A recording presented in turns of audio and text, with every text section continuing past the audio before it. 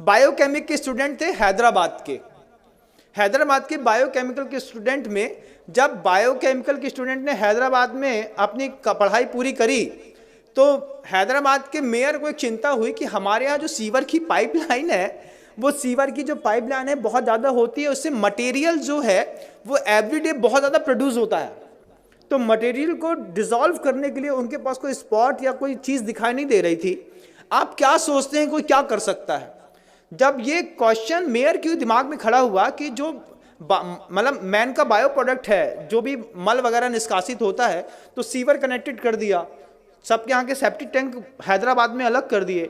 अब कनेक्टिविटी बना करके सीवर की पाइपलाइन से पूरे हैदराबाद का जो मल है वो एक जगह पर स्टोर होता था, तो उसको ख़त्म करने के लिए क्या दिमाग कोई चलाएगा? तो बायोकेमिकल के स्टूडेंट ने उसमें लिक्विड क्लोरीन डाल करके उस पीले को वाइट कर दिया, और पीले को वाइट करने के बाद उसमें से उसकी स्मेल गायब कर दी। क्लोरीन NaCl, आपने अगर नमक का सूत्र सुना हो तो बंधुओं, मतलब सोडियम अलग होता है, क्लोराइड अलग होती है, NaCl2 ये उसका रासायनिक फॉर्म है। और जहाँ हम रहते थे पहले HGM, वहाँ पे Hukumchand jute mill and industries, और मतलब नमक से क्लोरीन बनाने का प्रोसेस वहीं पे होता था। लिक्विड क्लोरीन होती है, पाउडर फॉर्म में क्लोरीन होती है, गैस फॉर्म में क्लोरीन होती है, और सब अलग अलग चीज़ों में काम आती है। जो बांस के पेड़ होते हैं उसको साफ़ करने के लिए लिक्विड क्लोरीन काम आती है, जिससे आपका पेपर बनता है और जो बिल्कुल वाइट हो जाता है।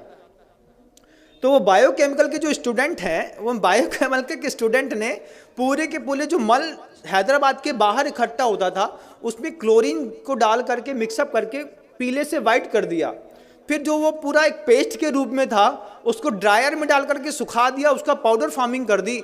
और सबसे बड़ी बात तो ये है कि कानपुर की गुटखा फैक्ट्रियों में बेच करके बड़ी बड़ी कंपनियों के गुटकों में पैक होकर के वो मल लोगों को पाउच में अंदर तक खिला दिया। ये ज्ञान के दुरुपयोग का युग है बंधुओं।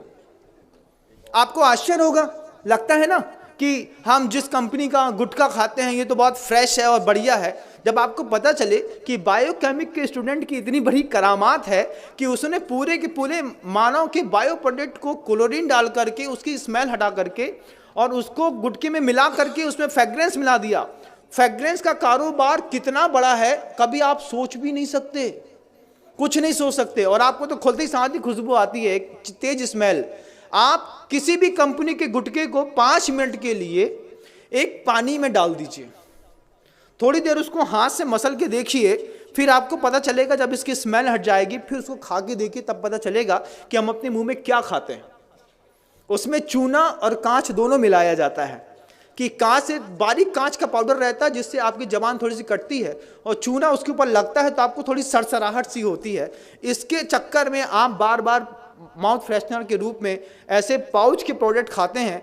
बायोकेमिक के स्टूडेंट ने पूरा का पूरा मानव मल उठा करके पाउचों में पैक करके कानपुर की गुटखा फैक्ट्री में जा करके एक बार ऑब्जर्वेशन तो करिए बंधुओं, तब समझ में आएगा ये गुटखा खाने वाले लोग सुबह सुबह मानव का मल खा करके अपनी जिंदगी की शुरुआत करते हैं। ये बायोकेमिक के स्टूडेंट का कमाल है। हड्डियों का ढेर मिलता है, दुनिया भर की चीजें मिलती हैं। स्मॉल स्केल इंडस्ट्रीज, 3 शब्द याद रखिएगा। क्या?